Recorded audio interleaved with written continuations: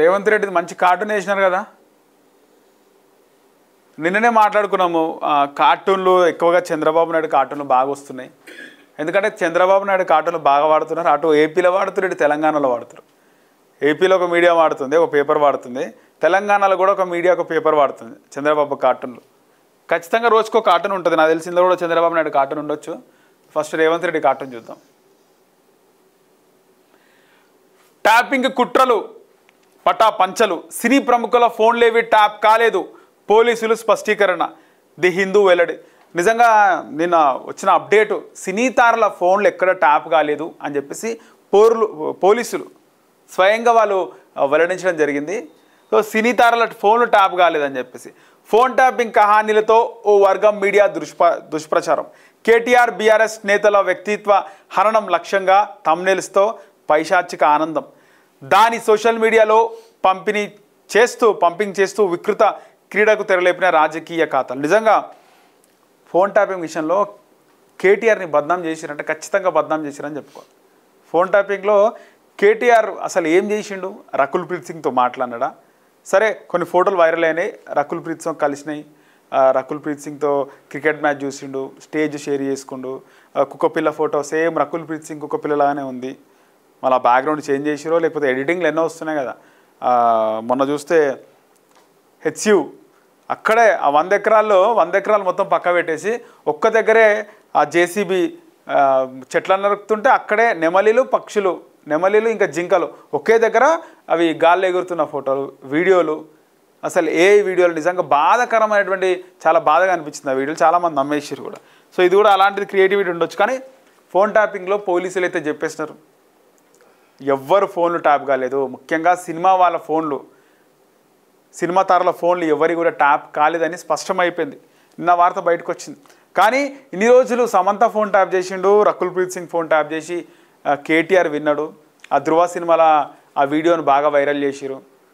ఇక్కడ మాట్లాడేది కేటీఆర్ వింటుండు అని, రకుల్ ప్రీత్ సింగ్ మాట్లాడే ఫోన్ ట్యాపింగ్ ఫోన్ని, ఆ కాల్ని లైవ్లో కేటీఆర్ పెట్టుకొని వింటుండు అనేది కూడా మనం చూసినాం. మొత్తానికి అంటే కేటీఆర్ ఇక్కడ పౌరుషంగా మాట్లాడతాడు, చాలా సెటరికల్గా మాట్లాడతాడు, ప్రౌడ్గా మాట్లాడతాడు అని చాలామంది మాట్లాడుతుంటారు. ఎవరిపైనైనా అలాంటి నిందేసి హీరోయిన్తో లేనిపోని సంబంధాలు పెట్టి హీరోయిన్ల ఫోన్లు ట్యాప్ చేసినట్టు ఎవరు ఊరుకుంటారు? ఎవరికైనా కోపం వస్తుంది. ప్రతి మనిషిలో హీరో ఉంటాడు, విలన్ ఉంటాడు, ఒక కమెడియన్ ఉంటాడు, ఒక సైకో ఉంటాడు. చాలా వరకు కూడా అది ఆ వేరియేషన్లో, ఆ సిచ్యువేషన్లు బట్టి మన క్యారెక్టర్ బయటకు వస్తుంది. సో కేటీఆర్ని దీనిపైన కూడా స్పందించి మాట్లాడడం, దాన్ని సోషల్ మీడియాలో పంపింగ్ చేస్తూ వికృత క్రీడకు తెరలేపిన రాజకీయ ఖాతాలు. రోజుకో పేరు తెరపైకి. ఏడాదిన్నరగా రుద్దుడు, మంత్రులు నేతల నోటి నుంచి అవే అబద్ధాలు. నిజంగా మంత్రులు కూడా మాట్లాడినారు. కొండా సురేఖ డైరెక్ట్ మాట్లాడింది. ఏమన్నది? అసలు కొండా సురేఖ మాట్లాడిన మాటలు అయితే అవి మనం మాట్లాడడానికి కూడా అసలు పనికిరావు. అంటే సభ్య సమాజం అంటారు కదా, ఎన్నో మాట్లాడతాం తెలంగాణ భాషలో, మనము ఇష్టం వచ్చినట్టుగా ఓపెన్గా మాట్లాడతాం. కానీ ఆ మాటలు మాత్రం మాట్లాడడానికి అస్సలు వీలుండదు. ఇక్కడ సమంతాను కేటీఆర్ దగ్గరికి పంపించమంటే పంపించలేదు. అందుకే నాగార్జున ఇన్కన్వెన్షన్ని ఆ విధంగా ఇబ్బంది అయింది అని చెప్పి మాట్లాడింది. గతంలో బీఆర్ఎస్ ప్రభుత్వంలో సమంతాన్ని కేటీఆర్ దగ్గరికి పంపించలేదు. అంత ఓపెన్గా పచ్చిగా మాట్లాడింది. అసలుకి సినిమా వాళ్ళ ఫోన్లు ట్యాప్ కాలేదన్న పోలీసులు, ఎలాంటి ఆధారాలు లేవన్న దర్యాప్తు అధికారులు. అదే విషయాన్ని ప్రస్తావిస్తూ ది హిందూ కథనం, చివరికి నిజమే గెలిచిందన్న బీఆర్ఎస్ నేతలు. కానీ నిజము అంటే ఇటు రేవంత్ రెడ్డి రాంగ్ కాదు, కేటీఆర్ రాంగ్ కాదు, కేటీఆర్ రైట్ కాదు, రేవంత్ రెడ్డి రైట్ కాదు. అన్ని ప్రభుత్వాలు తప్పులు చేస్తే, అక్రమాలు జరిగితే, అవినీతి జరిగితే ప్రజా ధనం నిర్వీర్యం అవుతుంది, ప్రజాధనాన్ని లూటి చేస్తారు. ఏ ప్రభుత్వంలో ఎక్కడో ఒక దగ్గర జరుగుతూనే ఉంటుంది. పక్కా ఇక్కడ జరిగింది, పక్కా ఈ ప్రభుత్వం చేసింది, పక్కా ఈ పార్టీ చేసిందని మనం చెప్పలేం. కానీ ఇక్కడ ఇది బయట పడే వరకు కూడా కేటీఆర్ ఎంత క్షోభాన్వయించుండొచ్చు.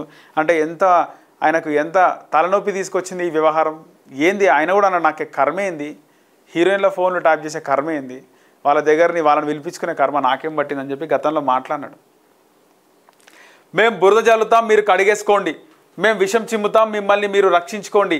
ఇన్నాళ్ళు బీఆర్ఎస్ నేతలు లక్ష్యంగా ఓ వర్గం మీడియా కుట్రపూరితంగా రచించిన వ్యక్తిత్వ హనన కార్యక్రమం ఇలానే సాగింది. అధికార మండతో నిర్మించిన అబద్ధాల భాండం ఇప్పుడు బద్దలైంది. రాజకీయ వికృత క్రీడలో భాగంగా ప్రచారంలో పెట్టిన కట్టు కథలు కల్పనాకేక కథనాలకు పుట్ట పగిలింది. సినీ ప్రముఖుల ఫోన్లను గత బీఆర్ఎస్ ప్రభుత్వం ట్యాప్ చేసిందంటూ ఏడాదిన్నరగా వండి వార్చిన కథనాలన్నీ శుద్ధ అబద్ధాలేనని తేలిపోయాయి. అలాంటి ఏ ఒక్క ఆధారము దొరకలేదని, అసలు ఫోన్ ట్యాపింగ్ కేసులో వాళ్ళెవరూ బాధితులుగా లేరని దర్యాప్తు అధికారులు ధృవీకరించినట్టు పేర్కొంటూ ది హిందూ తాజాగా ప్రచురించిన కథనం ఇన్నాళ్లుగా సాగిన క్షుద్ర ప్రచారాన్ని తుత్తినియాలు చేసింది. మొత్తానికి ఈ ఫోన్ ట్యాపింగ్ సంబంధించి ఎలాంటి అంటే సినీ తారల ఫోన్ ట్యాప్ కాలేదని పోలీసులు చెప్పారు. ఎలాంటి ఆధారాలు లేవు అని చెప్పేసి అధికారులు కూడా ఆధారాలు లేవని చెప్పేసి దర్యాప్తు అధికారులు తెలిపినారు. సో మొత్తానికైతే ఫోన్ ట్యాపింగ్లో కేటీఆర్ ఏం చేయలేదనేది అయితే తెలిసిపోయింది. దీనికి సంబంధించి మళ్ళీ ఫోన్ ట్యాపింగ్ వ్యవహారం ఏమైనా తెరపైకి వస్తుందా ఏంది అనేది చూడాలి మరి.